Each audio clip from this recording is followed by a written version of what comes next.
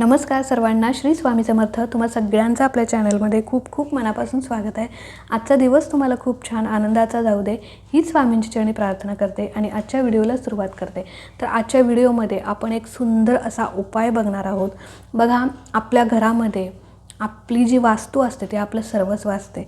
आपण बऱ्याच वेळेला घर घेताना खूप विचार करत असतो की ही वास्तू चांगली आहे की नाही, किंवा यामध्ये काही दोष आहेत का. बघा, ज्यावेळी आपण वास्तू खरेदी करत असतो त्यावेळी अनेक ठिकाणी विचारून बघतो की चांगली आहे की नाही, किंवा तिथे काही निगेटिव्हिटी आहे का, किंवा काही तिथे वाईट कृत्य वगैरे त्या जागेवरती घडले का, कुणाचा अपघात वगैरे अशा काही गोष्टी तिथे घडलेल्या आहेत का. तर अशा सगळ्या चौकशी करून आपण एखादी वास्तू खरेदी करत असतो किंवा एखादी जागा आपण बघत असतो. आणि ज्यावेळी आपण आपलं स्वप्नातलं घर त्या ठिकाणी बांधतो त्यावेळी आपण सगळं जे काही आहे ना आपल्या घरामध्ये आपण सगळं असं व्यवस्थित बांधत असतो. म्हणजे सगळे ज्या दिशेला जे पाहिजे त्या दिशेला आपण सगळ्या वस्तू सगळ्या गोष्टी करत असतो. म्हणजे किचन ओटा कोणत्या दिशेला पाहिजे, देवघर कोणत्या दिशेला पाहिजे, किंवा टॉयलेट बाथरूम ह्या गोष्टी कोणत्या दिशेला पाहिजेत, हे सगळं विचारपूर्वक आपण करत असतो. पण तरीसुद्धा कुठेतरी आपल्या घरामध्ये हे सगळं व्यवस्थित असलं तरी सतत काही ना काही आपल्या घरामध्ये वाईट कृत्य घडत असतं. तर हे का घडत असतं? बघा, तुमच्या घरामध्ये सगळ्यांचे स्वभाव चांगले आहेत, किंवा घरामध्ये पैसा येतोय, सगळे जे ते ज्या त्या मार्गाने व्यवस्थित आहे, घरामध्ये अन्नधान्याची सगळी बरकत आहे. पण कुठेतरी सतत म्हणतो ना की एकमेकांचं पटत नाही, किंवा सतत आपण वाईट बोलत असतो घरामध्ये. बघा, आपलं घर हे आपलं सर्वस्व असतं आणि आपण आपल्या घरामध्ये चांगलंच बोललं पाहिजे. बऱ्याच वेळेला आपल्याला अशी खूप घाणेरडी सवय असते की नको ते घरामध्ये बोलायचं. आणि बघा, ज्यावेळी आपण अशी सतत जर निगेटिव्ह शब्द आपण आपल्या घरामध्ये बोलू तर जी काही आपली वास्तू देवता आहे किंवा वास्तुपुरुष देवता आहे ती आपल्यावर नाराज होत असते. आणि ज्यावेळी आपण प्रत्येक सेकंदाला वास्तू ही तथास्तू म्हणत असते. त्यामुळे ज्यावेळी तुम्ही एखादं वाक्य बोलाल, मग तुम्ही चांगलं बोला नाही तर वाईट बोला, ती वास्तू तथास्तूच म्हणत असते. म्हणून बोलताना आपण चांगलंच बोललं पाहिजे. जर तुम्ही एखादं वाक्य बोलला आणि जर ती वास्तू तथास्तू म्हणतच असते तर ते वाईट कृत्य तुमच्या घरामध्ये घडणारच, हे लक्षात घ्या. म्हणून आपण आपल्या घरामध्ये चांगलंच बोललं पाहिजे. आता कधी काय होतं ना की घरामध्ये सतत वाद होत असतात, घरात भावाभावांचं पटत नाही, सगळं आर्थिक स्थिती चांगली आहे, सगळीकडून सगळं चांगलं आहे, पण घरामध्ये उगीचच वाद होत असतात, भांडण कटकट होत असते, घरामध्ये सुखसमृद्धी नसते, पैसा येतो पण घरामध्ये शांतता समाधान नसते. तर कुठेतरी आपली वास्तुदेवता जी आहे ती आपल्यावर नाराज असते. आणि आपण आपल्या घरामध्ये आपल्या वास्तुदेवतेची सुद्धा आपण पूजा केली पाहिजे, त्यांचं स्मरण केलं पाहिजे. तर आता हे आपल्या घरामध्ये सुखसमृद्धी नांदण्यासाठी किंवा घरातील जे काही भांडण तंटे वाद आहेत ते मिटण्यासाठी आता वास्तुदेवतेची किंवा वास्तुपुरुष जे आहेत त्यांची सेवा काय करायची किंवा कशा प्रकारे करायची. बघा, आज जो काही मी उपाय सांगणार आहे तो उपाय जर तुम्ही कराल तर नक्कीच तुमची तुमची जी वास्तुदेवता आहे, वास्तुपुरुष देवता आहे, ती नक्कीच तुमच्यावरती प्रसन्न राहील. आणि घरामध्ये जे काही सततचे वाद भांडण कटकट आहे, घरावरती सतत जे काही संकट येतं घरामध्ये, बघा कधी असं होतं की सतत असं कोणीतरी असल्याचा भास होणं, निगेटिव्हिटीचा शिरकाव करणं. आणि ज्यावेळी आपण एखादी वाईट गोष्ट बोलू ना ती त्या घरामध्ये घडतच असते. का तर वास्तू ही तथास्तू म्हणत असते. म्हणून आपण आपल्या घरामध्ये चांगलंच बोलायचं आहे.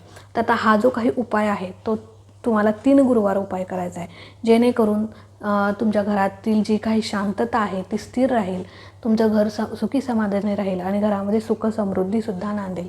तर आता 3 गुरुवार तुम्हाला हा उपाय करायचा आहे. तर आता येणाऱ्या गुरुवारी करू शकता. उपाय जो आहे तो कोणीही करू शकता, स्त्री पुरुष कोणीही करू शकता. तर आता काय करायचं बघा, तुम्हाला एक नारळ घ्यायचा आहे.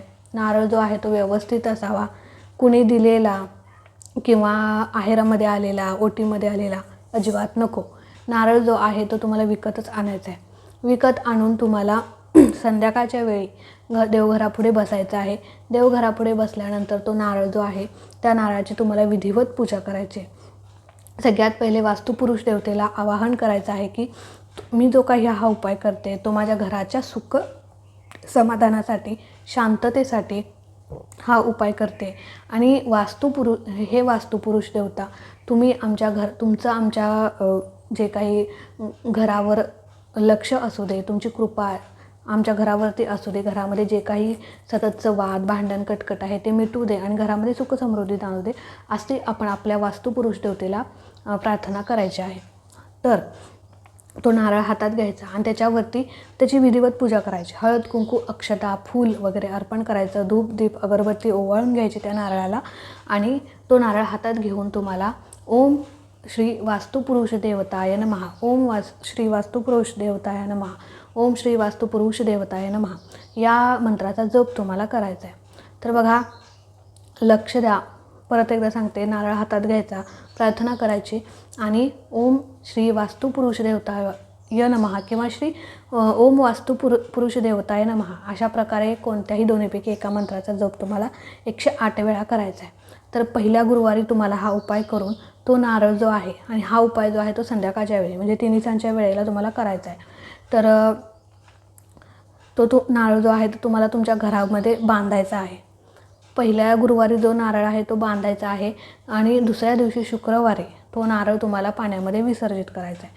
दुसऱ्या गुरुवारी परत नारळ आणायचा, संध्याकाळच्या वेळी ती सेवा सगळी करायची विधिवत, हळद कुंकू अक्षता वगैरे वाहून. त्यानंतर ओम श्री वास्तुपुरुष देवताय नमः असा मंत्राचा जप करायचा. परत वास्तुदेवतेला आपल्या आवाहन करायचं की आम्ही तुमच्या आश्रयाला आलेलो आहे आणि तुमची कृपादृष्टी माझ्या घरावर परिवारावर राहू दे, वास्तू नेहमी शांततेत राहू दे, समाधानी राहू दे अशी प्रार्थना करायची. आणि परत दुसऱ्या गुरुवारी सेवा वगैरे झाल्यानंतर तो नारळ जो आहे तो आपले जे अँगल्स असतात तिथे तुम्ही वर बांधायचा आहे. शुक्रवारी तो पाण्यामध्ये विसर्जित करायचा आहे. आणि तिसऱ्या गुरुवारचा जो नारळ आहे अशाच प्रकारे सेवा करून 6 महिने तुम्हाला तो तुमच्या घरामध्ये बांधायचा आहे.